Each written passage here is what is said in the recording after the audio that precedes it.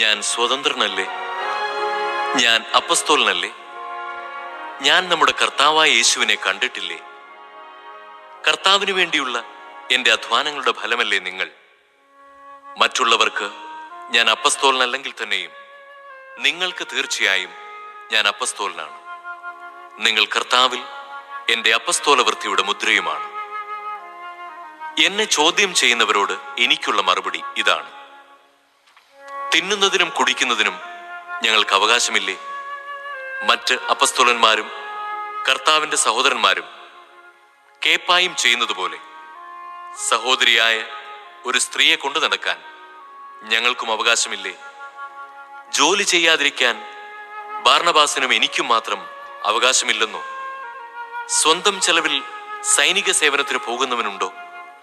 മുന്തിരിത്തോട്ടം ഉണ്ടാക്കിയിട്ട് അതിൻ്റെ ഫലത്തിൽ നിന്ന് ഭക്ഷിക്കാത്തവനുണ്ടോ? ആട്ടിൻ പറ്റത്ത് വളർത്തിയിട്ട് അതിൻ്റെ പാൽ കുടിക്കാത്തവനുണ്ടോ? ഞാനീ പറയുന്നത് കേവലം മാനുഷികമായിട്ടാണോ? നിയമം അനുശാസിക്കുന്നതും ഇതുതന്നെയല്ലേ? എന്തെന്നാൽ മോശയുടെ നിയമത്തിൽ എഴുതിയിരിക്കുന്നു, ധാന്യമതിക്കുന്ന കാളയുടെ വായ് നിങ്ങൾ മൂടിക്കെട്ടരുത്. കാളയുടെ കാര്യത്തിലാണോ ദൈവത്തിന് ശ്രദ്ധ? അവിടുന്ന് സംസാരിക്കുന്നതത്രയും നമുക്ക് വേണ്ടിയല്ലേ? ഉഴുന്നവൻ പ്രതിഫലേച്ഛയോടും മെതിക്കുന്നവൻ ഓഹരി ലഭിക്കുമെന്ന പ്രതീക്ഷയോടും കൂടെ ജോലി ചെയ്യുന്നതിന് നമുക്ക് വേണ്ടി ഇതെഴുതപ്പെട്ടിരിക്കുന്നു. ഞങ്ങൾ നിങ്ങളുടെ ഇടയിൽ ആത്മീയ നന്മകൾ വിതച്ചെങ്കിൽ നിങ്ങളിൽ നിന്ന് ഭൗതിക ഫലങ്ങൾ കൊയ്യുന്നത് അധികപ്പറ്റാണോ?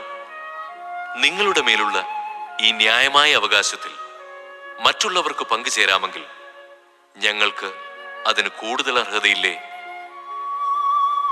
എങ്കിലും ഞങ്ങൾ ഈ അവകാശം ഉപയോഗപ്പെടുത്തിയിട്ടില്ല. ക്രിസ്തുവിന്റെ സുവിശേഷത്തിന് ഒരു പ്രതിബന്ധവും ഉണ്ടാകാതിരിക്കാൻ എല്ലാം ഞങ്ങൾ സഹിക്കുന്നു. എന്നാൽ വിശ്വസിക്കാത്തവരായി നിങ്ങളിൽ ചിലരുണ്ട്. അവർ ആരെന്നും തന്നെ ഒറ്റിക്കൊടുക്കാനിരിക്കുന്നവരാരെന്നും ആദ്യം മുതലേ അവൻ അറിഞ്ഞിരുന്നു. അവൻ പറഞ്ഞു, ഇതുകൊണ്ടാണ് പിതാവിൽ നിന്ന് വരം ലഭിച്ചാലല്ലാതെ എൻ്റെ അടുക്കിലേക്ക് വരാൻ ആർക്കും സാധിക്കുകയില്ല എന്ന് ഞാൻ നിങ്ങളോട് പറഞ്ഞത്. ഇതിനുശേഷം അവന്റെ ശിഷ്യന്മാരിൽ വളരെ പേർ അവനെ വിട്ടുപോയി.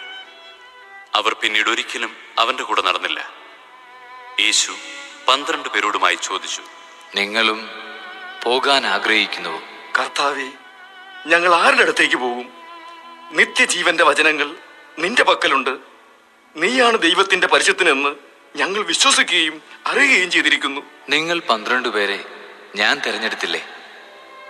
എന്നാൽ നിങ്ങളിൽ ഒരുവൻ പിശാചാണ്.